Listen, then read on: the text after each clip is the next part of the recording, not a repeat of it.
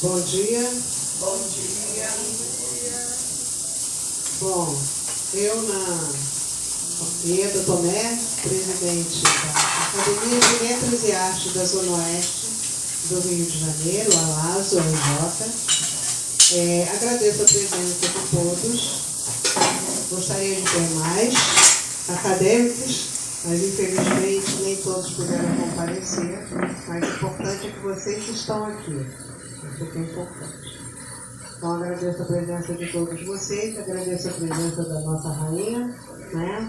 Aproveitar para agradecer também a Simone, que é uma associada da Vida Feliz e que nos ofereceu esses vasinhos que estão sobre as mesas, né, para vocês. A generosidade dela. E dou início, então, às atividades de hoje, com a nossa mestre de cerimônia hoje, que será a Josenilda Santos. Com você, Josenilda.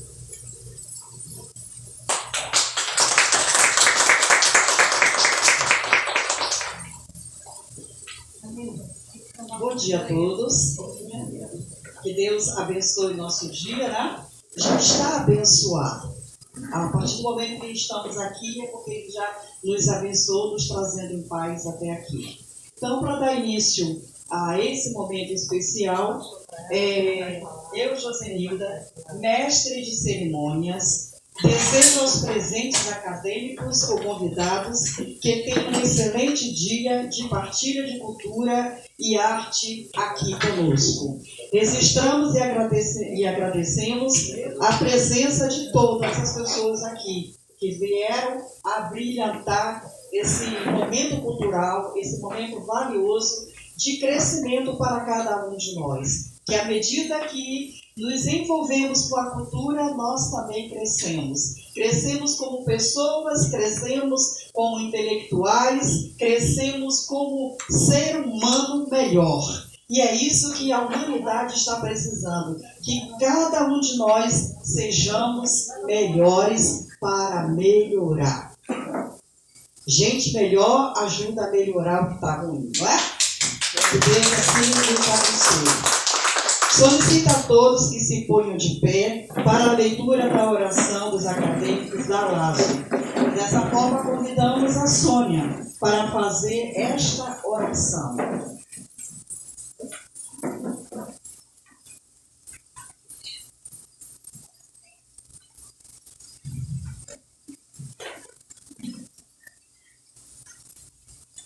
Senhor Deus, fonte de tudo que existe, agradecemos pela vida, pelo chão que nos recebe e pelo teto que nos abriga. Temos tanto a agradecer. Agradecemos o dom da palavra, a capacidade de expressar sentimentos, emoções, denúncia e louvor a Ti. Que possamos sentir gratidão por cada dia em que, ao amanhecer, somos presenteados com esperança. O sonho nos agasalha o coração, nos levando a olhar para o céu e honrar a dignidade de sermos chamados de filhos. E assim, como filhos, também pedimos saúde, harmonia para nossos lares e muita paz para a nossa cidade, para o nosso estado, para o nosso país e para toda a humanidade. Que assim seja. Amém.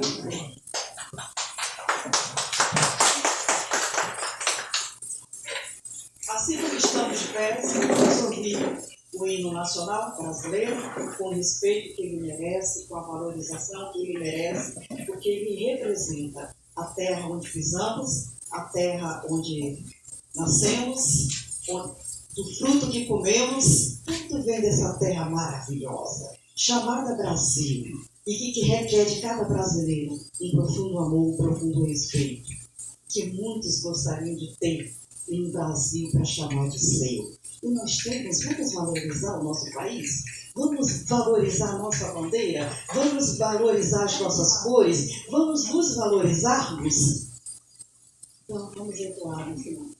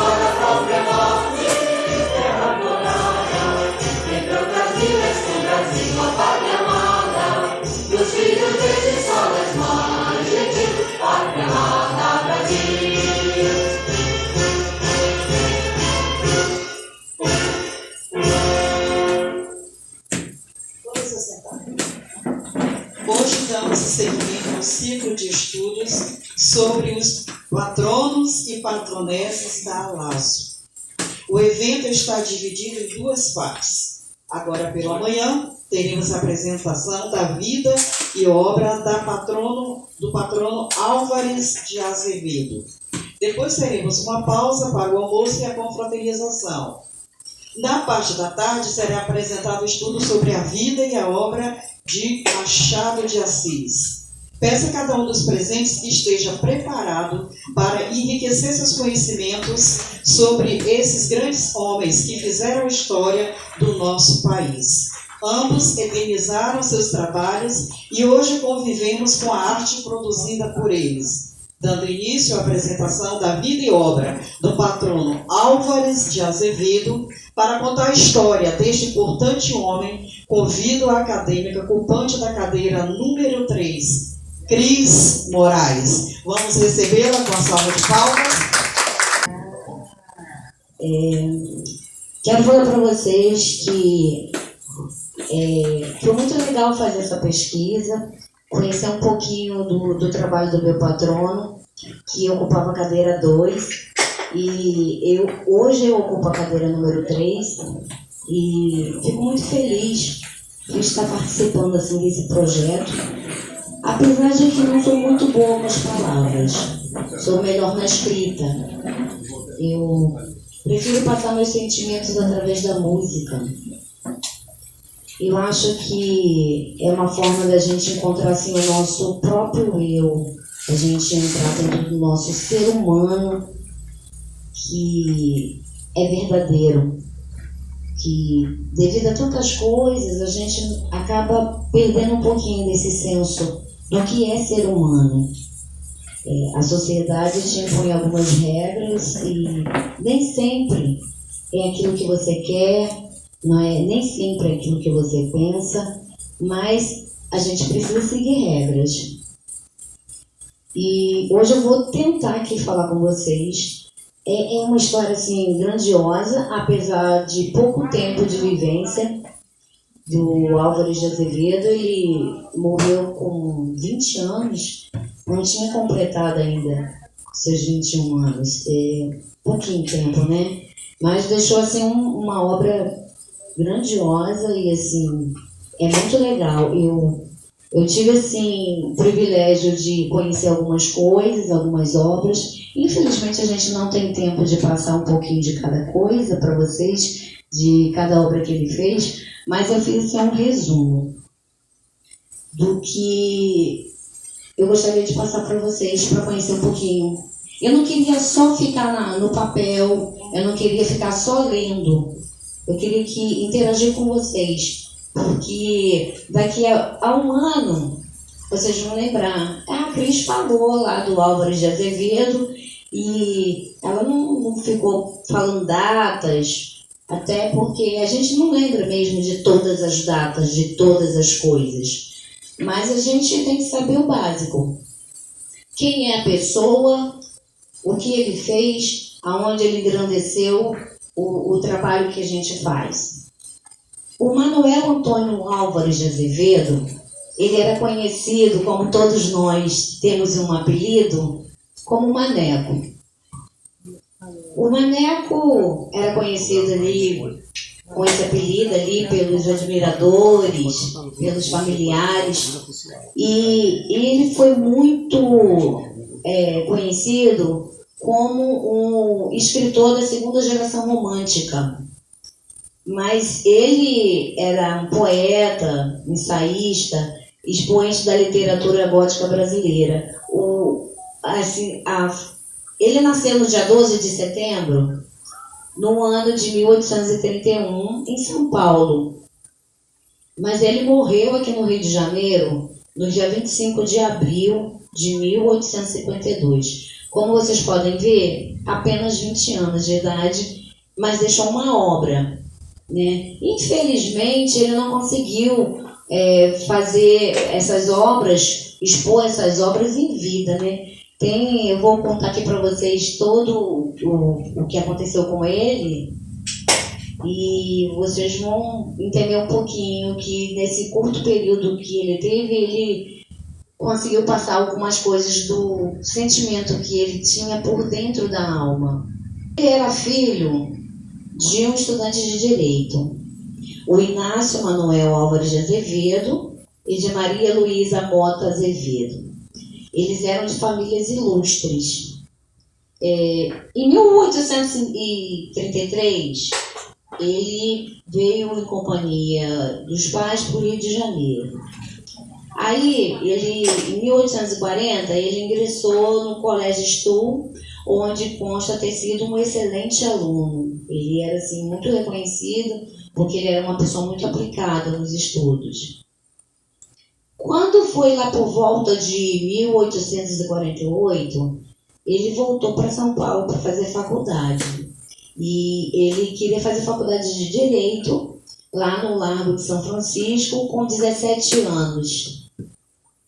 Aí ele ganhou assim, uma fama no meio, né, por causa das produções literárias que ele fazia, e as pessoas falavam muito, né, e ele acabou fazendo contato com muitos escritores românticos. Ele passava muito tempo com os livros da faculdade, dedicação, ele escrevia muitas poesias, e é importante destacar que toda a obra poética dele foi escrita durante 4 anos, quando ele estava cursando a faculdade. Mas ele ficava com muita saudade da família, porque ele estava distante. Então, esse sentimento de solidão e tristeza, você pode observar até através dos poemas que ele fazia, era um reflexo dessa saudade que ele sentia da irmã e da mãe. Ele tinha assim alguns companheiros, como José Bonifácio, que tinha um apelido de O Moço, Laureano Lessa, Bernardo Guimarães, e esses 2 últimos eram assim muito amigos, muito próximos a ele. Aí ele resolveu constituir uma república de estudantes na Chácara dos Ingleses. No meio literário paulista, ele foi favorecido com muitas questões melancólicas, né? Ele parecia ter assim, uma previsão da morte. Ele achava que a morte estava próxima. Então, ele era uma pessoa um pouco melancólica. Eu nem digo muito, mas assim, tudo que ele falava, que ele passava, era uma coisa meio pessimista, sabe? Era uma coisa meio fúnebre. Através das poesias que eu li, assim, a minha interpretação é que ele era uma pessoa bem solitária. Ele tinha sempre na cabeceira da sua cama os poemas de um trio romântico por excelência, Shakespeare, que ele admirava muito. E o Lord, não sei falar bem o nome, Byron, né? O Lord Byron também. E ele era influenciado por esses escritores. Lá na faculdade, ele tinha uma facilidade muito grande de aprender idiomas. Durante o curso, ele traduziu o 5º ato de Otelo, de Shakespeare, olha só, né? E traduziu Parisina, no Lord Byron. Fundou a revista da Sociedade Ensaio Filosófico Paulistano. Fez parte da Associação Epicureia. Iniciou o poema épico O Conde Lopo, onde só restou fragmentos. Embora ele tenha vivido pouco, ele produziu muita coisa. A maioria das suas obras, como eu falei no início, não foram publicadas em vida. Ele não conseguiu concluir o curso, porque ele levava uma vida muito boêmia, muito desregrada, e acabou contraindo a tuberculose.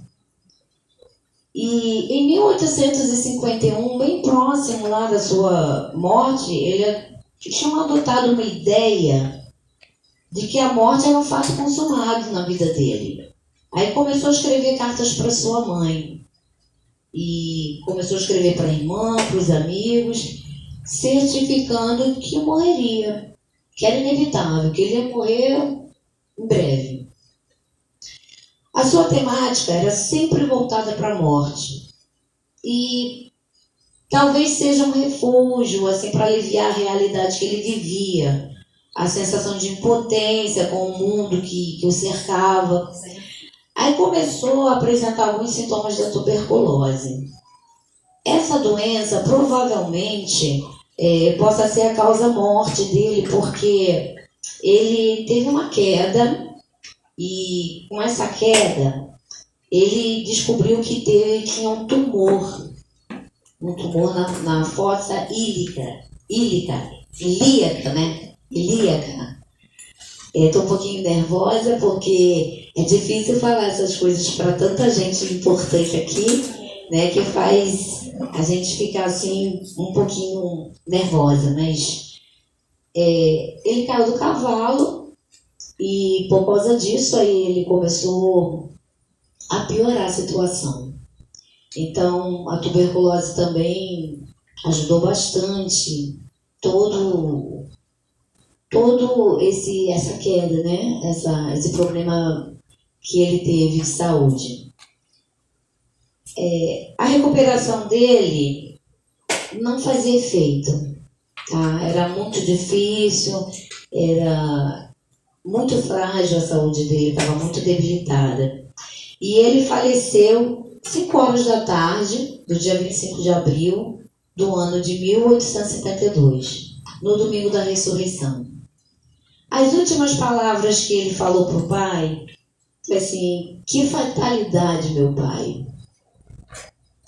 Ele escrevia com muito sofrimento e sempre prevendo a morte. Ele sempre anunciava a morte de um jeito ou de outro. E no mês anterior da última poesia, ele fez uma poesia com o título Se Eu Morresse Amanhã, que foi lida no dia do seu próprio enterro, por Joaquim Manuel Macedo. A poesia fala o seguinte: se eu morresse amanhã, viria ao menos fechar meus olhos, minha triste irmã.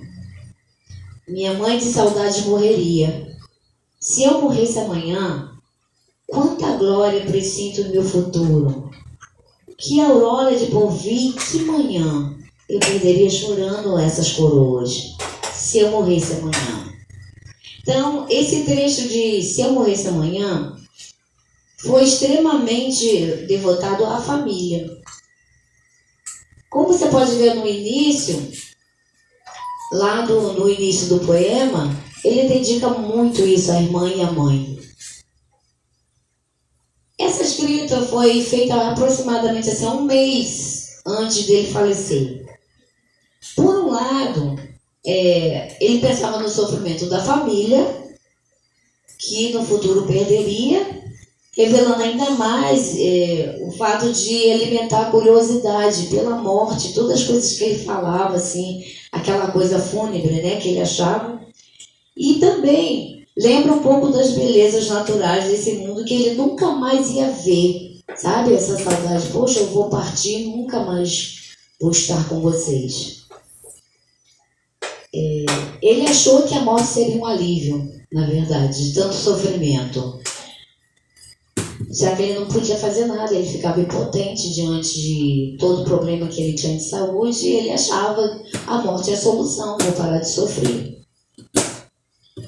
Então, assim, as características literárias do Álvares de Azevedo era essa evasão da morte, o saudosismo, o pessimismo, como eu falei desde o início, né? Aí, quem foi Álvares de Azevedo do romantismo? Ele foi um poeta pertencente à 2ª geração romântica. A sua poesia era caracterizada por idealização da fuga da realidade. Eu, assim, até na hora que eu estava sabendo um pouquinho sobre isso, eu até entendi um pouco quando eu faço alguma composição e eu tento fugir um pouco da realidade e coloco ali aquelas coisas que às vezes não vai acontecer no dia a dia, mas é uma coisa que é uma fuga, né? Quando você acha que nem tudo tem que ser seguido a regra da sociedade na sua cabeça, mas que na realidade você tem que seguir todas as regras.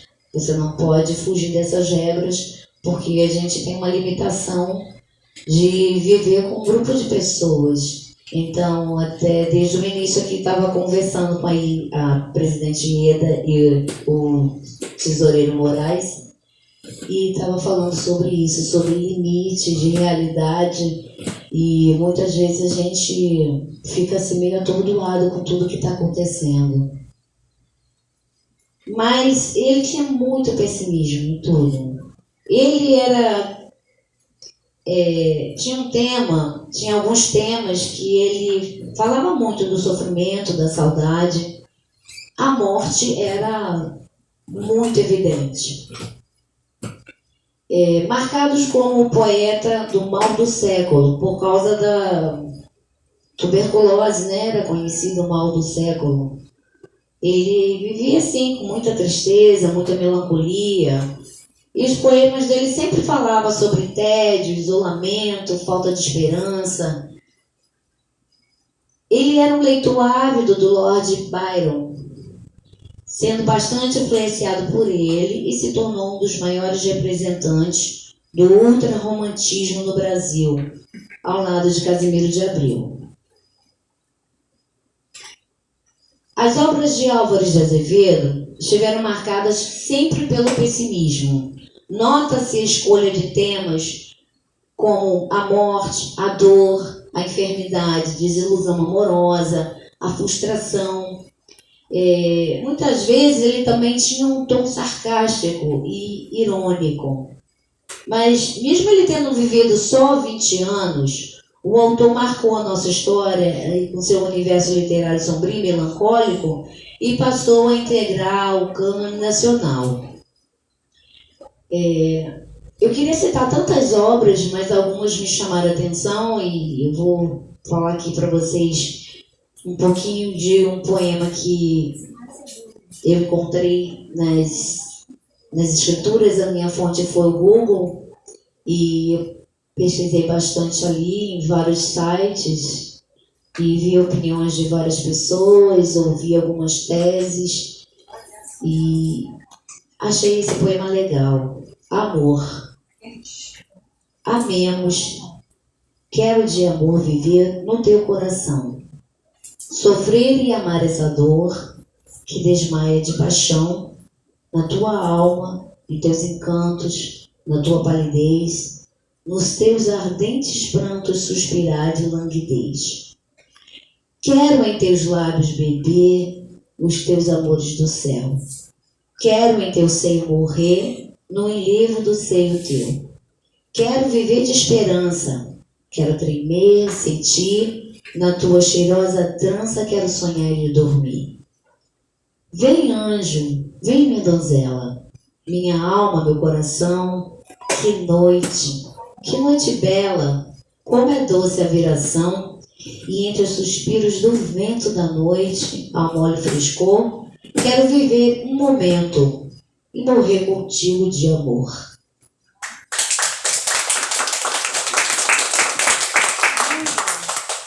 Esse é um poema, gente, bastante célebre do autor, que ilustra sua conduta de exaltação e idealização do sentimento amoroso.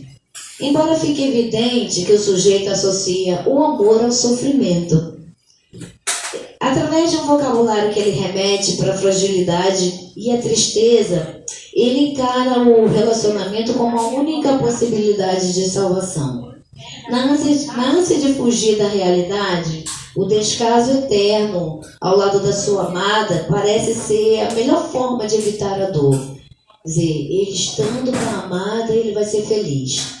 Por isso, o eu lírico não esconde que sonha com uma morte conjunta, ao estilo de Romeu e Julieta. Então, na mente dele, assim, coisa linda, né? A morte do amada e o amado morre, é a coisa mais linda no mundo na mente dele, né? Eles fizeram uma estátua em homenagem a Álvares de Azevedo lá na Faculdade de Direito da USP, lá em São Paulo. Eu, inclusive, li alguma coisa sobre essa estátua, porque parece que estava meio largada, né?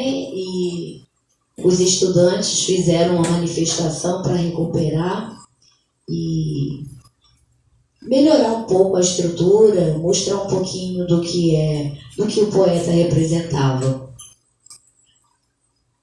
Suas poesias retratam seu mundo interior, conhecido como o poeta da dúvida.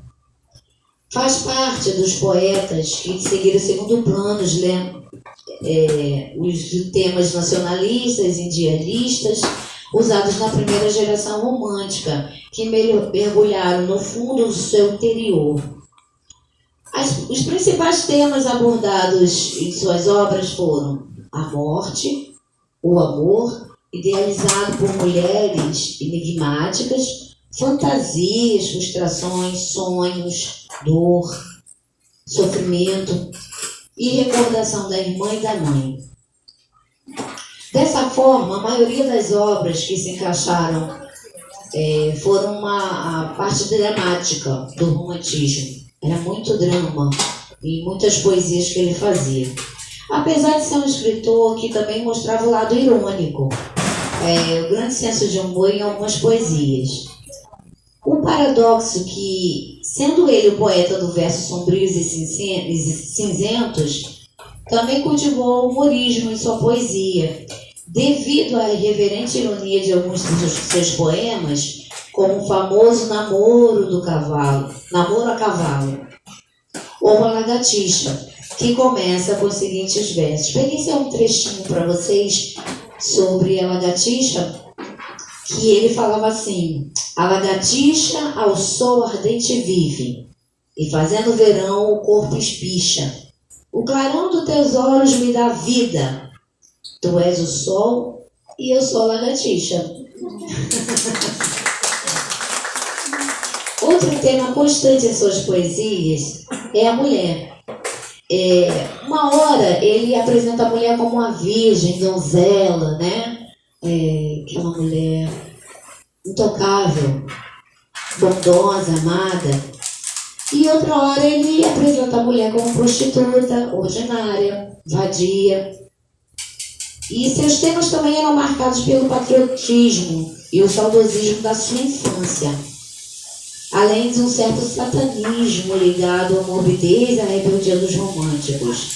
As suas obras foram lançadas depois de sua morte, mas representam um grande sucesso de vendas no começo do século XX. As principais obras entre os livros de antologia poética é a Lira dos 20 Anos. É uma peça de teatro macário, foi em 1855. Como falei para vocês, ele já tinha falecido nessa época. A Noite na Taverna, que me impressionou bastante, com todas as histórias, que daqui a pouco eu vou contar para vocês um pouquinho, fazer um resumo. E essas publicações que eu falei para vocês não foram realizadas durante a vida dele, tá? Depois que ele faleceu, publicaram todas essas obras. Mas a Lira dos 20 Anos foi a única que foi preparada por ele. Ele mesmo preparou. Então, a cadeira dele era número 2 da Academia Brasileira de Letras. E ele deixou essas obras aqui que eu vou falar para vocês, assim, as principais, que são muitas. A gente levaria aqui um dia inteirinho falando e eu quero resumir o máximo e deixar aqui consciente para vocês as coisas assim mais históricas, né? O que as pessoas mais acreditaram num sucesso, que as coisas que foram mais vendidas. Que a Lira dos 20 Anos, que é um poema que foi publicado em 1853, Macário é o texto para teatro, que foi em 1855, Noite na Taverna, que é um conto de fantasias, também em 1855, Poema do Frade, já foi mais adiante, em 1862, e O Conde Lobo, em 1866. A Noite na Taverna, gente, foi publicada 3 anos depois que ele morreu. A obra é composta por 7 capítulos e são 5 contos que são narrados em primeira pessoa por cada um dos 5 rapazes que estavam resumidos numa mesa numa taverna. Cada um chegou e contou sua história, né? A gente não sabe se foi de verdade essa história ou se era fantasia da cabeça deles. Foi escrita muito, assim, num clima muito emotivo. Antecipa em vários aspectos da narração a prosa moderna, a liberdade cênica, a dupla narração, as suas confluências, a mistura real do fantástico que confere atualidade à obra, apesar de toda a atmosfera byroniana. Desculpa, gente, a língua está embolando, estou nervosa. A primeira parte da taverna, da noite na taverna, constitui uma espécie de apresentação do ambiente da taverna. Então, vocês podem imaginar como era uma taverna e ver assim aquela roda de bebedeira, né? A devassidão, que os personagens estavam bêbados, né? A mesa cheia de bebidas, aquelas mulheres em volta ali, né? É uma narrativa, eu posso falar para vocês, até uma novela, um conto construído nessas 7 partes. O nome de cada personagem ela é resumido como subtítulo. Tipo, cada personagem que conta uma história é o nome do capítulo. A última parte é o entrelaçamento da história de João e alguns de seus personagens. Vou falar assim para vocês um pouquinho do livro. Quem tiver interesse tem como baixar pela internet. Eu consegui assim olhar bastante todo o conteúdo do livro e é uma coisa assim que prende um pouquinho a atenção da gente. Eu achei que é um livro bem bacana. Eles falam sempre contando como se fosse eles, né? Tivesse vivido aquele momento. Então, os personagens sempre falam, contam suas histórias uma a uma e os episódios de vidas e suas aventuras. O primeiro a tomar a palavra é o Sofieri. Ele traz suas evocações remontando-as a Roma. Roma era uma cidade do fanatismo, da perdição, onde tudo era possível, né? Tudo quanto era perdição era realizado lá em obra. Era permitido fazer um monte de coisas perversas na sexualidade em si, né? Então ele decide contar uma história e eu fiquei super abalada porque fala de necrofilia. Ele conta que numa noite estava vagando na rua, lá em Roma, né? E passava por uma ponte, quando as luzes do palácio se apagaram. Aí ele vê a sombra de uma mulher chorando, uma rua escura, uma janela assim bem solitária, e se parecia com uma estátua pálida. Ele sai cantando, aliás, ela sai cantando, saindo pela rua, e ele seguindo. Aí de manhã, ele percebe que está no cemitério. Sem saber ao certo, ele adormeceu e desmaiou. Ele fica pensando assim, poxa, eu saí andando e devo ter desmaiado. Ele sente frio, adoece, delira e começa a ter visões com aquela mulher pálida. Aí ele retoma a Roma, mais um ano depois, né, de tudo isso ter acontecido ali, e sem encontrar alento nos beijos das amantes, que ele saía para dar beijo nas amantes, mas ele não conseguia se preencher por dentro, ele se sentia vazio, porque ele só pensava nessa mulher pálida. Aí, uma certa noite, ele muito bêbado, depois de uma dessas orgias, ele se imagina num tempo muito escuro.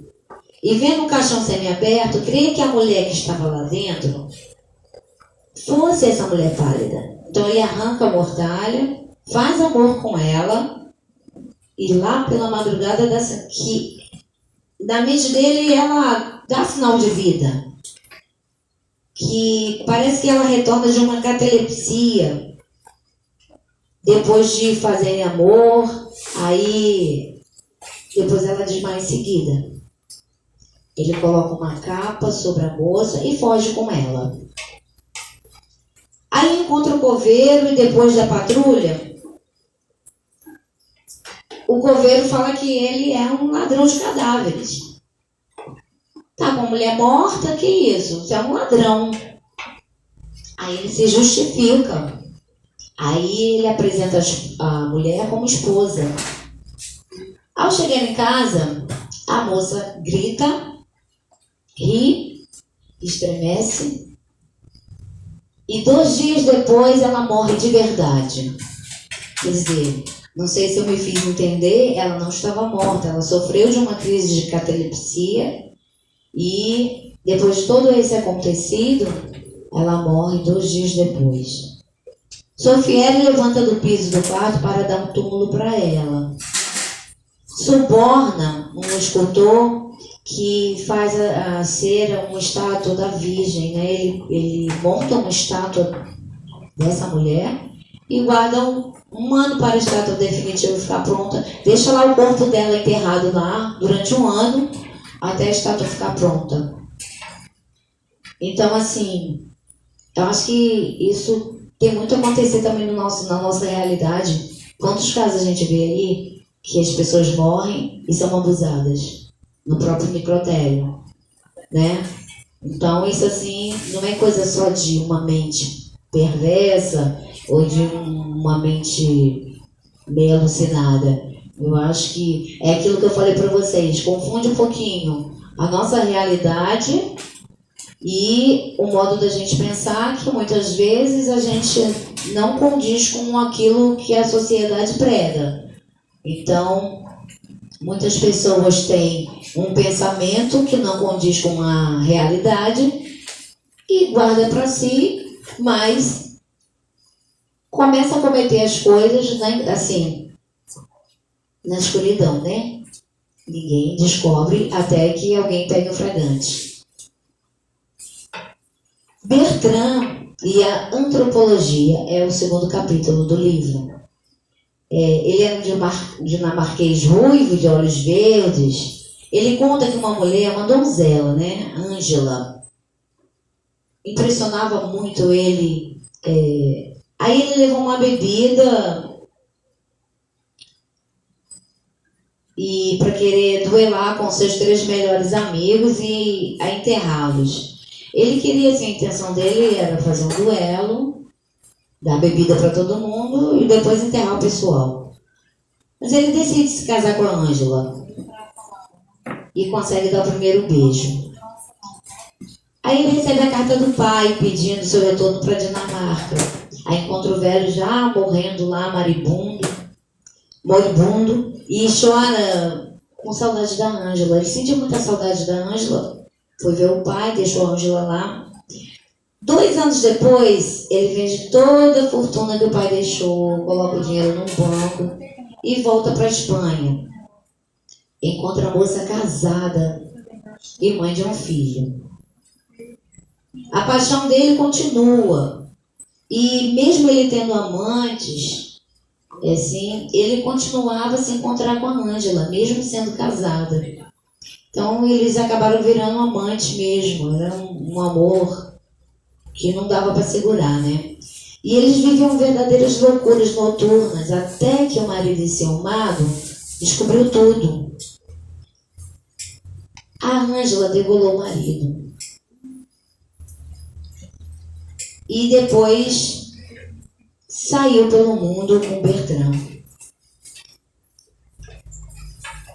E eles fugiram e no final de tudo, ela deixou o rapaz, assim, não quis mais ficar. E ele se entregou à bebida. Começou a sair com várias mulheres, né? Caiu em monotonia, a vida dele não ficou legal. E ele tentou se matar.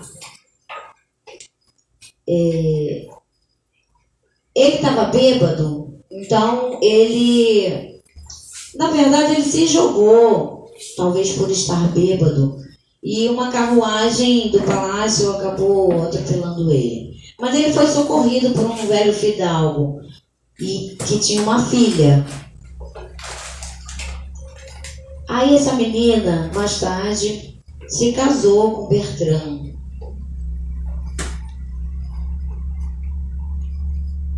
É uma história assim, meio confusa, né? Porque depois essa menina foi vendida em uma mesa de jogo para um pirata que a mata e envenena. O rapaz resolve se matar no mar da Itália. Olha só que coisa, né? As decepções que ele foi tendo e ele achou que tinha que se matar. Mas ele foi salvo novamente por marinheiros. Lá ele foi aceito a bordo em troca que ele tinha que combater, ficar como soldado lá. Se tivesse alguma invasão, tinha que combater do lado dos marinheiros. Ele aceitou. Mas ele se apaixonou pela mulher do comandante. Olha só, o cara gostava de uma confusão, né? Durante uma batalha contra um navio pirata, o navio dele se encalhou num banco de areia. Aí se despedaçou e os náufragos se agarraram uma jangada no meio da noite na tempestade. O casal vive horas de amor. Eles começam a fazer sexo ali mesmo, não querem nem saber. Entendeu? Aí vagam pelo mar o comandante, a esposa e o Bertrand. Só que acabou a comida. Porque eles tinham bolachas e sorte. O tempo foi passando e acabou as bolachas. O que eles resolveram? Vão tirar ali a sorte para ver quem vai servir de alimento. Terrível, né, gente? Então, vamos tirar a sorte. Alguém precisa sobreviver e alguém precisa ser a comida. Terrível, né? Quem perde? Comandante. Né? Aí o comandante clama por piedade. Gente, por favor, não me mata. Mas não adiantou. Foi à luta, tentou sobreviver, brigou, mas acabou morrendo e serviu de alimento. Mas eles comiam bastante, né? Porque o alimento durou 2 dias. Bertrand e a mulher usaram o comandante lá como alimento durante 2 dias. Aí ela propõe que vamos morrer juntos. E ele aceita. Não quero servir de alimento, também não quero te usar como alimento, vamos morrer os 2. Aí o casal, gente, com aquela confusão toda ali, eles ainda querem namorar. Olha só que coisa. Aí eles gastam as últimas energias deles lá namorando. A mulher enlouquecida, né, delirando, começa a gargalhar. Aí ele a sufoca. Ele mata ela, sufoca e joga ela nas águas. Vai embora. E ele fica lá. E ele é um cara que teve muita sorte, que depois ele foi salvo por um navio inglês. Umas histórias assim, que só estou dando um resumo para vocês ficarem curiosos e ler o livro, porque é bem legal a história. Apesar de ser uma coisa bem, assim, mórbida, né? Aí teve o Genaro, que era a traição das traições. Eu não sei o tempo que eu tenho. Dá, né? A narrativa dele é sobre um velho pintor. Ele era casado com uma jovem de 20 anos, a Nalsa, que servia de modelo e era amada como filha do primeiro casamento. Ele fazia assim, muitas pinturas com a imagem dela. Laura era uma garota de 15 anos e Genaro tinha 18. E ele passou a aprender a pintar com Godofredo. Ele vive na casa do mestre e, como filho, ele é bem recebido. Antes de dormir, ele dá uns beijos na Laura e tudo. Aí um dia ele desperta e encontra a Laura na cama, perdendo a cabeça diante de tanta beleza da Virgem. Ele falou, nossa, essa garota é muito bonita. O cara me aceitou aqui na casa dele, me ensinou a pintar. Mas, pô, não dá, a menina é muito bonita. Aí começou a namorar a menina. 3 meses namorando a menina, aí decide pedir a garota em casamento. A garota fica grávida. Aí ele ficou pensando, ih, meu Deus, olha só o que eu fiz. Isso vai aparecer a barriga da menina, o pai vai saber, vai dar uma confusão danada. E ele não ficou muito satisfeito com o casamento. E ela queria casar. E ele estava se afastando cada vez mais. Não é isso. Aquelas coisas, né, que a gente sabe, quando o cara descobre que a menina está grávida e não quer assumir o filho. Aí ela começa a ficar doente. Ela começa a ficar muito doente e o pai, sem saber, começa a perceber que a filha está muito triste. Aí ele começa a deixar de pintar, porque ele perde a vontade. Poxa. Aí o Janário é chamado, porque a menina começa a morrer, chamando o nome dele. Até aí ninguém sabia que estavam namorando. Aí a menina começa a chamar e o moço chega no ouvido dela e pede perdão. A garota fala assim, que matou o filho. Ela fez um aborto. E morre. O velho passa o ano todo endoidecido, chora muito pela morte da moça e começa a chorar o tempo todo, entrou numa depressão. Enquanto ele estava sofrendo com a morte da filha, o que o rapaz fez? Pegou a esposa. Pegou a esposa do velho e começaram a namorar no leito do casal. Olha só, né? Aí uma noite o velho se levanta da cama, vai até o dormitório e vê lá aquele cenário todo, né? E Genaro acaba confessando tudo para Godofredo. Falou, poxa, ela estava grávida, eu não estava querendo assumir. E ela fez um aborto, ela tirou o filho. Aí no dia seguinte, o velho ouviu aquilo tudo lá, se comportou normalmente, como se nada tivesse acontecido, lamentou a perda da filha e fica lá numa tristeza profunda. Aí um dia, ele convida Genaro para um passeio fora da cidade. Aí depois de contornar o despenhadeiro, ele pede ao rapaz para despenhar, se dirigindo para uma cabana onde sai uma mulher. Ele está lá no despenhadeiro junto com Genaro e começa a falar sobre a traição envolvendo a filha e a esposa. Tipo, cara, eu soube que você fez isso com a minha filha, com a minha esposa. E você vai se jogar agora do precipício. Aí Genaro se joga. Não tinha outra escolha. Ou se joga ou se joga. Vai correr para onde? Mas ele passou lá uma noite todinha lá no despenhadeiro, agoniando, e foi salvo de novo por camponeses. Olha só. Aí depois ele decide retornar à casa desse cara e pedir perdão. Mas ele encontra pelo caminho um punhal, que era o punhal do pintor, né? Que ele conhecia bem a família, né? Encontrou o punhal, aí decidiu se vingar e falou, pô, vou encontrar eles, vou matar os dois. Mas quando ele chega no meio do caminho, ele encontra os dois mortos. envenenados e apodrecidos.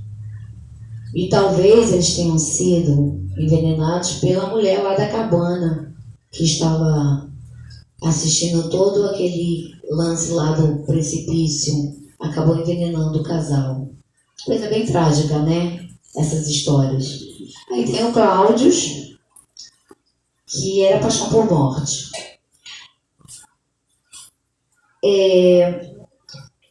Eles discursavam muito, falavam muito sobre orgia, bebiam bastante. Aí o Cláudio começa a narrar suas loucuras e orgias. E desperdiçou todo o dinheiro, toda a fortuna que ele tinha em Londres. E ele viu uma bela amazona, que era a duquesa Eleonora, que era esposa do duque Mafio. Durante 6 meses eles se encontram, a senhora nos bares, nos teatros, até que decide comprar de um criado a chave de um castelo. Lá ele entra sorrateiramente e quando ela já está adormecida, ele coloca um narcótico. Espera ela dormir profundamente e a possui. Eu acredito que tenha estuprado, né, a duquesa. E fazia isso todas as noites, sem ela saber.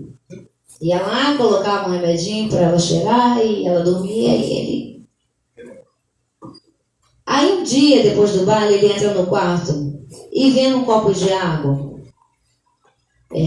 junto à cabeceira, ele derrama um pouquinho desse narcótico. Porque o Duque estava junto. E o Duque acabou bebendo, o esposo da Leonora acabou bebendo narcótico. Ele sabia que a quantidade que ele tinha tomado, ele não ia voltar. Ele tomou muito. E ela tomou só um pouco do narcótico, porque não tinha tanto. O Duque foi lá e bebeu a maior parte, né? O que ele fez? Tirou ela do leito e foge com ela numa carruagem. Aí, quando chegou lá no meio-dia, em uma estalagem lá, mais tarde, a duquesa desperta e ficou surpresa. Eu não estou no palácio. Onde que eu estou? Socorro, me ajuda. Fica desesperada, querendo se jogar pela janela. Aí, o Cláudio se declara. Amor profundo. Aí explica, né? Eu te sequestrei, pô, sou apaixonado por você. Fica comigo. E ela, sem muita alternativa, até com medo, concordou em ficar com ele. No início ela estava meio inconformada e tudo, mas depois ela falou, não tem jeito. Eu vou ter que ficar, porque minha família não vai mais me aceitar depois de tudo que aconteceu. Aí aceitou ficar. Um dia, o Cláudio entrou em casa e encontrou a cama ensopada de sangue. E descobriu que ela pegou o Duque, que ele pensou estar morto, que na verdade não estava. O Duque acordou depois de um tempo, procurou os dois, todo mundo pensando que ele estava morto, né? E foi atrás deles. Um dia ele chegou e matou a Eleonora. Não encontrou o Cláudio, encontrou sua esposa, matou e se suicidou. Horrível essa história, né? Trágico, né? E assim, tem João, que é o incesto. Só clima pesado, né? Decidiu contar a história também. Aí ele estava lá em Paris, jogando com o Arthur, uma jogada. Aí se encosta na mesa e, por descuido, ou de propósito, a gente não sabe, ele estremece a mesa, o cara lá perde o jogo. O perdedor ficou enfurecido com ele, aí desafiou para um duelo. Aí, o Arthur, antes de começar o duelo, falou para o adversário, olha, eu tenho uma carta aqui no meu bolso, e um anel no meu dedo. você vai entregar para essa mulher mais tarde se eu morrer. Se eu sair o perdedor, você entrega esse bilhete e um anel para essa mulher. Aí saem os dois com as duas pistolas, uma carregada e a outra não. O Arthur é alvejado e morre. Aí quando ele cai, ele aponta para o bolso, lembrando, ó, meu bilhete, meu anel, entrega lá para a mulher. Joá pegou o anel, botou o bilhete no bolso, uma carta para a mãe do cara, indicando o horário e o endereço do encontro. Só que ele decidiu tomar o lugar de Arthur. Aí ele descobre onde morava a virgem, que era namorada de Arthur, e acaba na cama no quarto escuro. De repente interrompe a narrativa, enche o copo e bebe águas. E ao sair do quarto ele encontra um vulto na porta. E a voz é familiar. Ele falou, conhece essa voz. Ele é atacado por uma faca. Ele luta ferozmente com um vulto, que é um homem desconhecido. Deixa cair o punhal, morrendo sufocado pela mão dele. Ao se retirar, ele tropeça numa lanterna e decide ver o rosto de um estranho que o atacou. Estremece quando a luz da lanterna se apaga, vai arrastando o corpo até um lampião e, para sua surpresa, descobre tratar-se do próprio irmão. Trágico, né? Ele fica louco com esse terror e depois interrompe a narrativa, bebe mais água e vai até a donzela desmaiada, levou para a janela, coloca a mulher no claro e descobre que aquela mulher que transou com ele era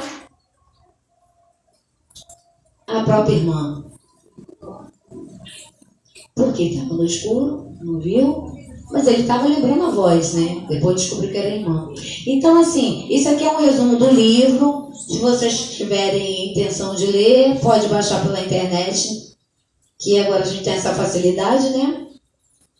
O Último Beijo de Álvares de Azevedo, ele entra lá, fecha a narrativa e, assim, ao contrário dos outros que contam as histórias como se tivesse sido eles, ele traz a narrativa em terceira pessoa, tipo assim, completamente diferente.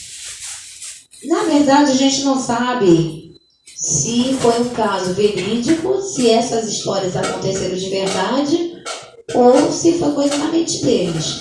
E eles só narraram coisas que vinham no interior deles, né?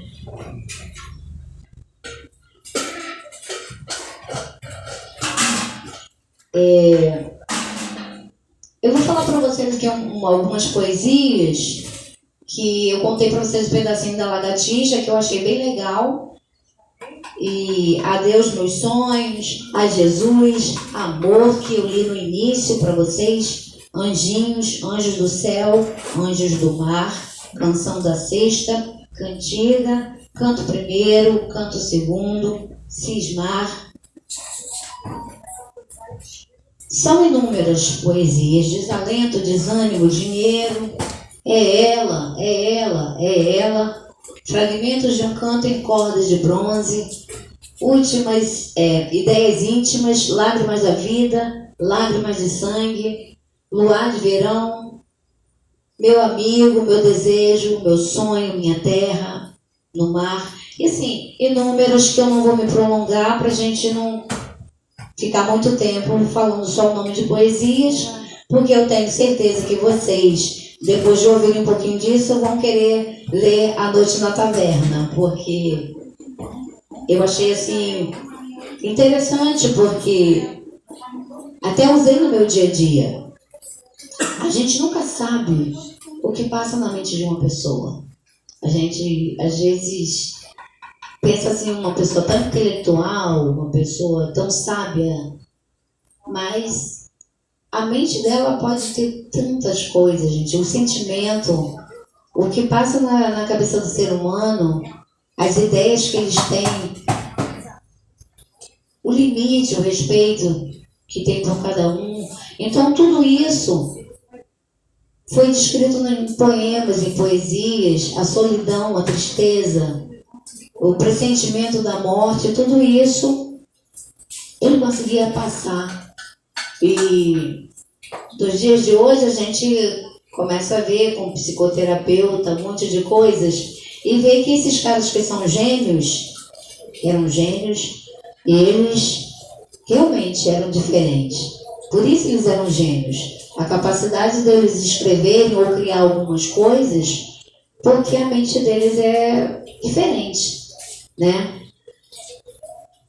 Eu deixei aqui para vocês, depois eu vou deixar para Lázaro, para quem quiser ver um pouquinho a pesquisa que eu fiz. Como eu falei para vocês, eu queria que fosse mais comprida, mas assim, é muito interpretativa de cada um.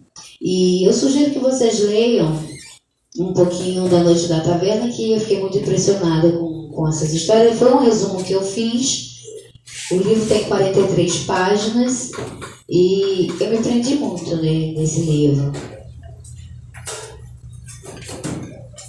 Alguém quer falar alguma coisa? Quer me perguntar alguma coisa? Não? Então tá, gente. Então, eu quero agradecer a vocês aqui. Eu só falo assim, ficou muito evidente que ele associava o amor ao sofrimento, né? A fragilidade, a tristeza, a solidão. Ele encarava a morte como a única salvação na vida dele. Então, a maioria dos poemas que você lê, você vai encontrar situações assim. Tem um poema aqui também que eu queria encerrar a minha apresentação com ele, que é o Meu Desejo. Meu desejo era ser luva branca, que essa tua gentil mãozinha aperta, a camélia que murcha no teu seio, o anjo que te vê no céu deserta. Meu desejo era ser o sapatinho, o teu mimoso pé de baile encerra, a esperança que sonhas no futuro, as saudades que tem aqui na terra. Meu desejo era ser cortinado, que não conta os mistérios do teu leito, era do teu colar de negra seda, ser a cruz que dorme sobre o seu peito.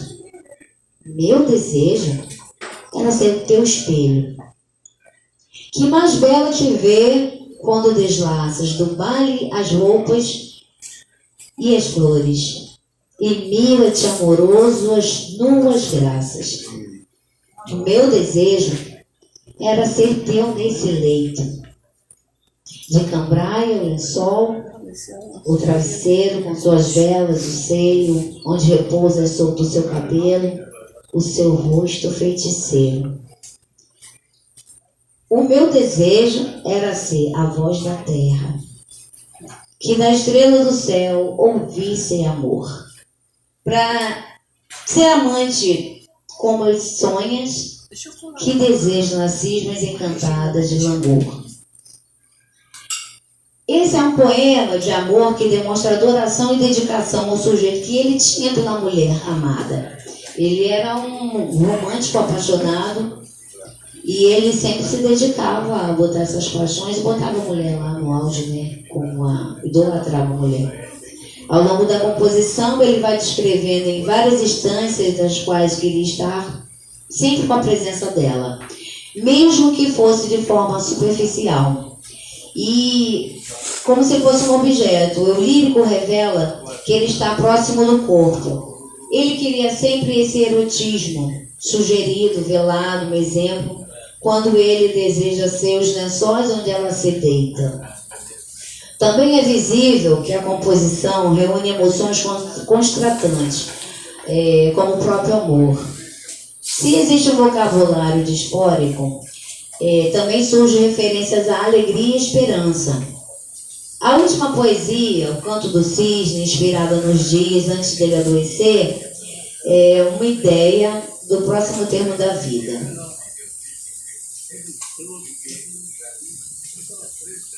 Acho que acabou meu tempo. Não?